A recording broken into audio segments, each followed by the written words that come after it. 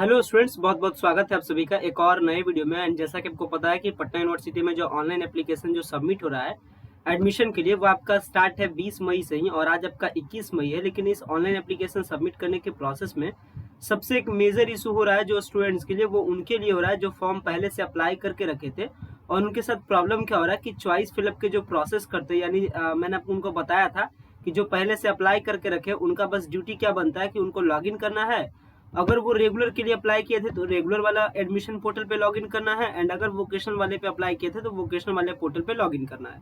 ये मैंने बताया था। और लॉगिन करने के बाद काम क्या करना है कि आपको वहाँ पे एक नीचे में ऑप्शन मिलता है proceed to choice fill up process. आपको प्रोसीड टू चॉइस फिलअप पे करके चॉइस को फिल कर देना है। चॉइस को सेलेक्ट करके क्या कर देना है, सबमिट कर देना, और इसके बाद प्रिंट प्रेफरेंस को ले देना। ये सारी बात मैंने आपको बताया था। वास्तविकता क्या हो रहा है साइट में ये भी मैं भी जान रहा हूँ, और आपके साथ अभी मैं शेयर भी करूंगा। आपको मैं बाकायदा लाइव करके दिखाऊंगा भी कि प्रॉब्लम क्या हो रहा है। तो नंबर फर्स्ट प्रॉब्लम की, जो भी पहले से स्टूडेंट्स अप्लाई करके रखे हैं उनका सबसे पहला काम क्या है कि लॉगिन करके हर हालत में क्या कर देना है, 5 जून से पहले उनको चॉइस फिलअप कर देना है।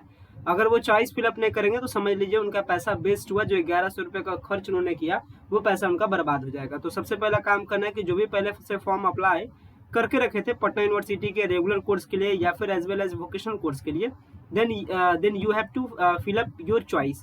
तो आपको चॉइस फिलअप करना है। नंबर सेकंड काम क्या करना है कि अगर आपने जब फॉर्म अप्लाई किया था तो फॉर्म अप्लाई करने के टाइम में अगर आपने क्लास 12 को अपियरिंग मोड में रखा था, मतलब उस टाइम सीबीएसई वगैरह का रिजल्ट नहीं आया था, तो वैसी सिचुएशन में आपने क्या किया था, आपने किया था कि आपने अपना क्लास 12 का मार्कशीट ये सब अपलोड नहीं किया था। लेकिन अब आपका रिजल्ट आ चुका है तो आपका ड्यूटी बनता है कि क्लास 12 का मार्कशीट भी अपलोड कर देना और अपना एजुकेशन डिटेल में जाकर के अपडेट करके बता देना कि आपका ये सारा मार्क्स है। तो ये दो काम आपको करना है जो भी पहले से अप्लाई करके रखे थे उनके लिए। अब देखिए ये दोनों काम करने को मैं यहाँ पे स्टार्ट करता हूँ। और एक चीज और मैं सबसे पहले आपको बता देता हूँ, ये सारी चीजों को स्टार्ट करने से पहले एक बेसिक बात और मैं आपको बताता हूँ। बेसिक बात क्या है, एक कोर्स के बारे में ध्यान रखिएगा। रेगुलर कोर्स के बारे में तो जान रहे हैं कि रेगुलर कोर्स में आता क्या है, बीए बीएससी बीकॉम आता है, और यहाँ पे बीकॉम होता है रेगुलर मोड वाला। ये जो बीकॉम है, बीकॉम के बारे में स्पेशल डिस्कशन जिसको लेकर के अक्सर मेरे पास कॉल आ रहा है और कई सारे स्टूडेंट्स परेशान है। तो बीकॉम एक रेगुलर वाला था जो कि है 4 साल का हो गया, और एक पहले से था बीकॉम वोकेशनल में भी था जो कि था self finance. B Com self finance और रेगुलर में अगर मैं डिफरेंस के बारे में बात करूं तो देखिए डिफरेंस इतना ही है कि ये जो बीकॉम का रेगुलर है इसमें एडमिशन का चार्ज अभी फिलहाल में लगेगा 2255 के आसपास। ये आपका चार्ज है बीकॉम रेगुलर का। लेकिन बीकॉम रेगुलर में पटना यूनिवर्सिटी में बस एक कॉलेज में सीट है, वो है वाणिज्य महाविद्यालय में सीट है, जिसके कारण कि क्या होता है, बहुत सारे स्टूडेंट्स को प्रॉब्लम होता है, बहुत सारे स्टूडेंट्स का एडमिशन हो नहीं पाता है और उनका चॉइस होता है कि मैं बीकॉम कोर्स में ही एडमिशन लूँ। वैसी सिचुएशन में पटना यूनिवर्सिटी में बीकॉम के सेल्फ फाइनेंस में भी सीट है। सेल्फ फाइनेंस करने का मतलब इसके एडमिशन के लिए आपको पे करना पड़ता है 23,490 रुपये, यानी आपको खुद से पढ़ने के लिए पैसा आपको पे करना पड़ता है। तो ये जो बीकॉम का सेल्फ फाइनेंस है जिसके लिए आप पे कीजिएगा 23,490 रुपया, ये आप क्या कीजिएगा 23,490 रुपया पे कीजिएगा बीकॉम का सेल्फ फाइनेंस में, और बीकॉम के रेगुलर में 2255 रुपया। मेजर डिफरेंस यही है कि ये जो बीकॉम है इसमें मात्र सीट है 400, और ये जो बीकॉम है इसमें सीट लगभग है आपका मगध महिला कॉलेज में सीट है और वाणिज्य महाविद्यालय में सीट है, यानी तकरीबन इसमें भी आपका 400 से 500 सीट है। तो पटना यूनिवर्सिटी में रेगुलर मोड में इसके पास जो सीट है वो 400। तो अच्छे मेरिट वाले जो बच्चे होते हैं यानी जिनका परसेंटेज ज्यादा होता है वो तो बीकॉम का रेगुलर सीट ले लेते हैं। वैसी सिचुएशन में जिनका कम परसेंटेज है उनको मजबूरी में क्या करना पड़ता है, बीकॉम का सेल्फ फाइनेंस लेना पड़ता है।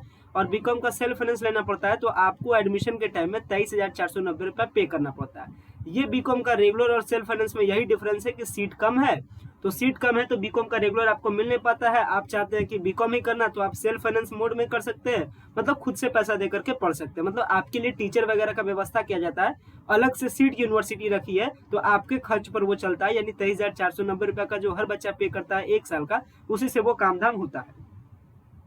तो ये जो अपना बीकॉम का जो सेल्फ फाइनेंस है ये भी चूंकि बिहार में जो ऑर्डिनेंस है उसके अकॉर्डिंग करना है कि भाई अब बिहार में बीए हो या बीएससी हो या फिर बीकॉम है, ये जो तीनों कोर्स है ये होगा कितने सालों का, 4 साल का। और पहले का जो बीकॉम सेल्फ फाइनेंस था और जो बीकॉम रेगुलर था, यानी ये बीकॉम को लेकर के मैं कंफ्यूजन को क्लियर कर रहा हूँ। पहले जो बीकॉम का रेगुलर था वो भी 3 साल का होता था और बीकॉम का जो सेल्फ फाइनेंस था वो भी होता था 3 सालों का ही। लेकिन अब जो बिहार में आया है कि बीकॉम हर हालत में होना चाहिए 4 साल में, तो ये जो बीकॉम जो सेल्फ फाइनेंस था 3 साल वाला, इसको चूंकि वोकेशनल पटना यूनिवर्सिटी में या किसी भी यूनिवर्सिटी में बिहार में वोकेशनल कोर्स 3 साल का ही होगा, और ऐसी सिचुएशन में अगर बीकॉम सेल्फ फाइनेंस को अगर वोकेशनल कैटेगरी में रखा जाएगा फिर तो जबरदस्ती उसको 3 साल करना पड़ जाएगा, लेकिन बिहार का तो नियम हो गया 4 साल। ऐसी सिचुएशन में ये जो बीकॉम का जो सेल्फ फाइनेंस था अब उसको ट्रांसफर कर दिया गया है रेगुलर मोड में ही। मतलब बीकॉम का जो सेल्फ फाइनेंस कोर्स है वो भी अब आपका हो गया है रेगुलर में। अंतर बस क्या है कि यहाँ का जो एडमिशन है यानी बीकॉम रेगुलर और सेल्फ फाइनेंस में अंतर यही हो जाएगा कि पहले जो बीकॉम वोकेशनल में था उसको ट्रांसफर कर दिया गया रेगुलर में, और पहले से रेगुलर में भी था 400 सीटें। तो ये अगर आपका बीकॉम रेगुलर होगा तब तो आपका एडमिशन में लगेगा 2255 रुपया।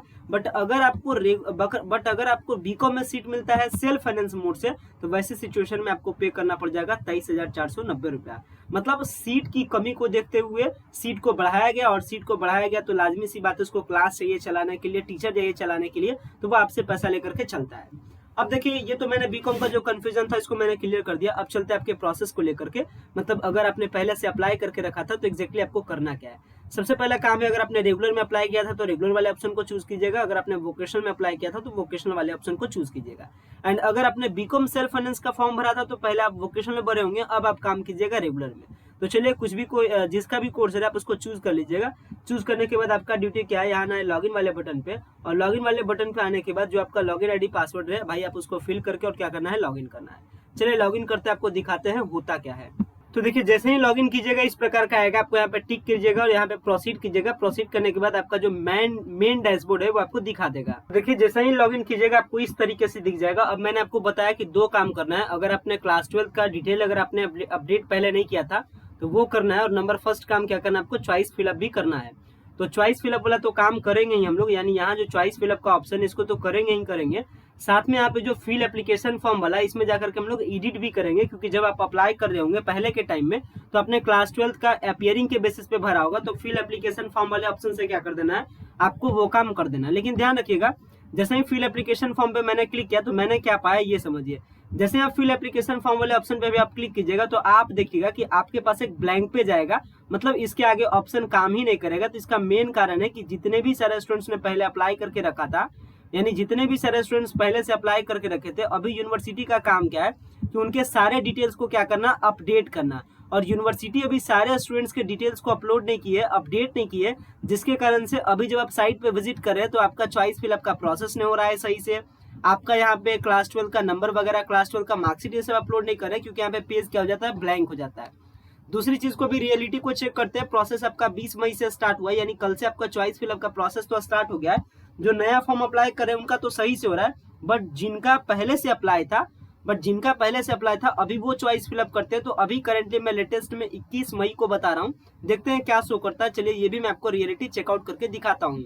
तो देख सकते हैं जैसे ही मैंने प्रोसीड टू चॉइस फिलअप पे किया इस तरीके का ऑप्शन खुल गया। अब यहाँ पे क्या करना है, फिल करने के लिए हम लोग फिल चॉइस वाले ऑप्शन पे क्लिक करेंगे और इसके बाद सारे सब्जेक्ट यहाँ पे अपीयर हो जाएंगे।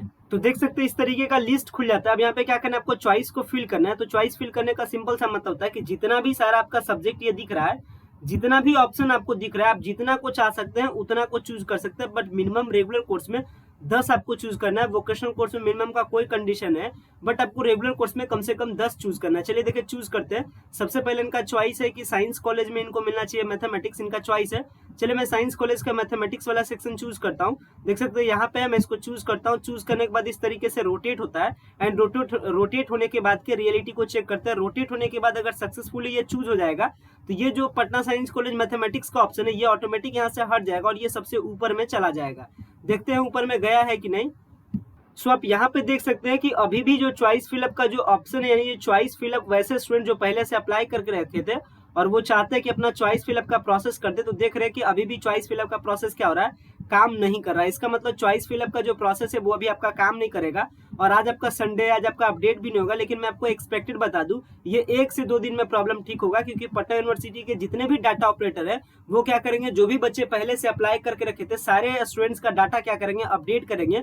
और जब डाटा अपडेट करेंगे तब आपका चॉइस फिलअप का प्रोसेस और जो क्लास 12 का मार्कशीट ये सब अपलोड करना है वो सब ऑप्शन काम करेगा। तो जैसे ही ये सब ठीक हो जाता है फिर मैं एक बार फर्दर अपडेट कर दूंगा। तो आशा करूंगा ये जो सिचुएशन, ये जो प्रॉब्लम सबके साथ ये जो स्टूडेंट्स फेस कर रहे थे इसको लेकर के मैंने आपको अपडेट कर दिया। तो ये आपके लिए थोड़ी सी राहत वाली खबर होगी, राहत वाली थोड़ी सी इन्फॉर्मेशन रही होगी। तो आशा करते हैं वीडियो आपके लिए इन्फॉर्मेटिव रहा होगा। अगर आपके लिए वीडियो इन्फॉर्मेटिव रहा होगा तो वीडियो को लाइक कीजिएगा। चैनल पे पहली बार विजिट किया हो तो चैनल को सब्सक्राइब कीजिएगा। वीडियो को एंड करते हैं। Thanks a lot for watching this very important video.